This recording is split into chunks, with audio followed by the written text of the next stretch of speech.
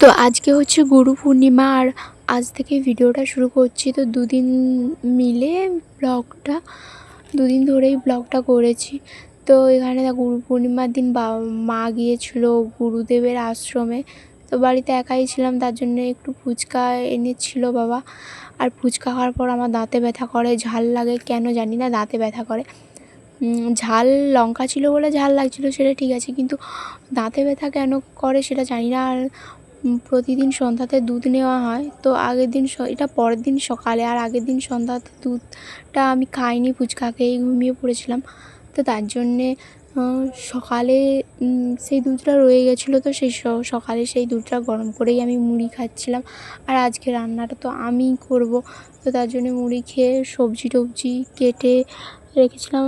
সবজি বলতে করলা ভাজা আর পটল ভাজা হবে, এটাই আর কি। তো কেটে রেখেছিলাম ধুয়ে।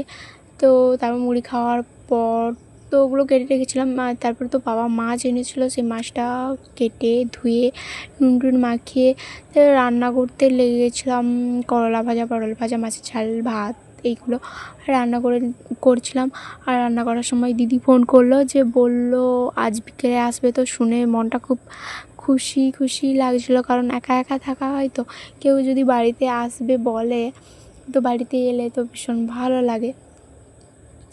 তো এখানে রান্না টান্না করার পর স্নান টান করার পর তো আমি আর মা একটা থালাতেই খাই। তো ভাত টাত খেয়ে ঘুমিয়ে পড়েছিলাম। আর হ্যাঁ, তো একটা ট্রাইপড কিনবো দোকানে গিয়েছিলাম, কিন্তু পছন্দ হয়নি, ভালো লাগেনি। তো তার জন্য আবার অনলাইনেই অর্ডার করলাম, ফ্লিপকার্টে। তো দেখি কেমন আসে। এখন ভিডিও করার ইচ্ছে হচ্ছে, জানি না কেন। তো তার জন্য একটু ট্রাইপডও কিনলাম, মানে অর্ডার করলাম। আর এখান থেকে রান্না করতে করতে খুব ঘেমে গিয়েছিলাম। তো তারপর দেখা যাক কী হয়। আর বিকালবেলাতে তো মানে আকাশটা দেখছিলাম অনেক দিন পর একটু রোদের মানে ছিটে ফোঁটা দেখলাম।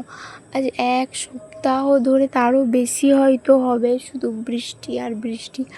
অনেক দিন পর তো মানে একটু রোদের রোদরা দেখলাম, না হলে তো কতদিন ধরে শুধু বৃষ্টি আর বৃষ্টি। তো ভালোই লাগছিল রোদরা দেখে। তো একটু ঠাকা নিয়ে বাড়িয়ে গেছিলাম, জানি কিছু সবজি টবজি তুলবো, তো কিছুই ছিল না।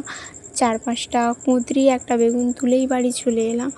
যে বড় ঠাকা নিয়ে গেছিলাম, তো কিছুই ছিল না। আর এখানে দেখো পেঁপে গাছে রোজ একটা করে পেঁপে পাকে, পারবো মানে ভাবি, কিন্তু আর মনে থাকে না। তো রোজ পাখি এসেই পেঁপে খেয়ে নেয়। তো যে হোক, খেলেই হলো পেঁপে। তো তারপর তো একটা মৌচাক তো দেখছিলাম, মানে মৌচাকটা দেখছিলাম কিছুদিন আগে, ছোটোই ছিল। তারপর দেখি তো মানে কিছুদিনের মধ্যেই এতটা বড় হয়ে গেছে এই মৌচাকটা। তো একদম বাড়ির মানে কাছে একদম।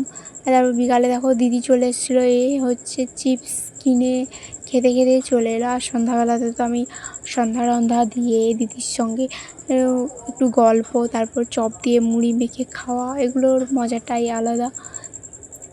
এমনিতেও খাওয়া হয়, কিন্তু সবাই মিলে একসঙ্গে খাওয়াটা সত্যি তার মজাটাই আলাদা।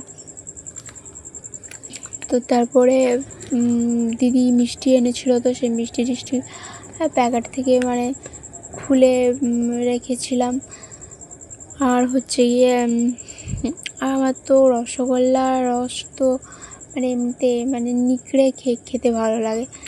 আর এখানে দেখো হচ্ছে যে ভুতুড়ে কার্টুন দেখবে বলে, কিন্তু তারপর কোথাও একটু গেলে, একটু এখান থেকে একটু দূরে গেলে বলবে দাঁড়াতে হবে, ভয় লাগে। তো ভয় যদি লাগে, তাহলে কিসের জন্য ভুতুড়ে কার্টুন দেখবে বলে, জানি না আমি। তারপর তো দেখো কারণ মিষ্টি টিষ্টি সব মানে কী বলবো, ঢেলে রাখলাম। আর তারপর হচ্ছে গিয়ে পটলের চপ এনেছিলো। তো পটলের চপটা খেতে ভালোই লাগছিলো, কিন্তু পটলটা একটু পাকা ছিল, মানে পটলের বীজগুলো খুব মানে কড়মড় করছে, মানে পাকা পুরো পটলটা। এমনিতে পটলের চপটা ভালোই লাগছিলো।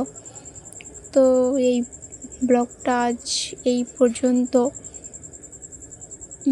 কেমন প্রথম তেমন কীভাবে বুঝতে পারিনি ব্লগ ভিডিও বানায়,